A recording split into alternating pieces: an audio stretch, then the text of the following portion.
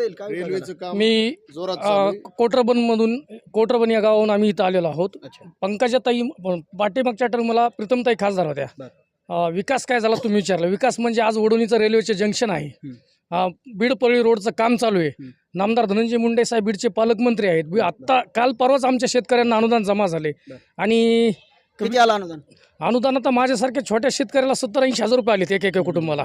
अनुदान भरपूर आले. रेल्वेचा प्रश्न काढलाय. रेल्वे संदर्भात प्रश्न विचारतोय.